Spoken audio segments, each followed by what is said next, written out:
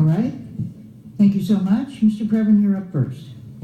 Well, thank you. It is Eric Previn from the 3rd District, and we've come to the point where the cost of litigation and county risk reports are before us. And Supervisor Kuehl, you're a lawyer, and you came up with an idea, which is a retrograde idea, to, rather than have a presentation as the great Gloria Molina had fought diligently and aggressively with the Office of County Counsel for years. It was really fascinating to watch, those who were watching the board at that time.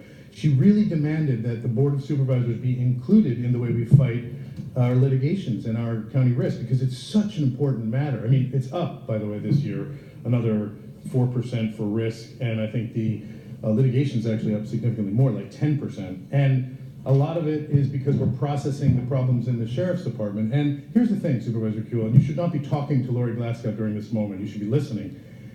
The Sheriff's Department and its Custody Division Manual was a centerpiece to the Rosas case, which, as Wickham knows, was the case in which the ACLU for $950,000 agreed with the county to make it better in the jails, for God's sakes, because of the health care concerns and the many other issues and violence and such.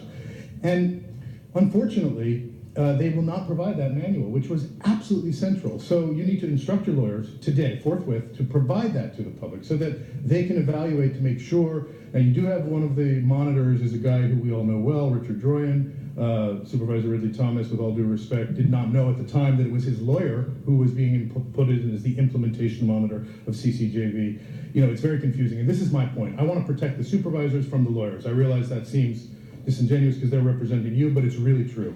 And so, Supervisor Kuehl, you're smart enough to understand what we're talking about here, and that's important. It's also important that Myers, Nave, Reback, and some another law firm that we have asked, the public has asked, hey, what are we doing with those group? We're familiar with them from the city, and the county has said we're not going to tell you at all, which is an extremely draconian view, because at City of Los Angeles, they do make those things available, and it worries us because we know that it has to do with land use decisions about what Catherine Barger is hoping I don't bring up, which is the Miraloma project, which is an opportunity for the 4 great women of the Board of Supervisors in Los Angeles, and Mark Ridley Thomas, a civil rights leader, are going to be shipping women up to Lancaster, where there is a valley fever problem that disproportionately affects Filipino women, African-American women. So, and it's a 4-hour drive, as Supervisor Solis looked at with disbelief when she was processing, how are women going to not recidivate in this horrible idea? So I know that you're going to eventually find a way to kill it, and Governor Brown is going to help you because he does not want his legacy tied to a $100 million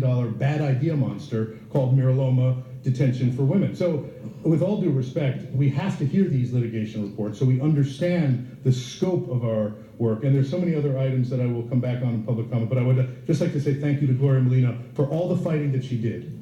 And you should call her, Solis. Thank you. Next speaker, please.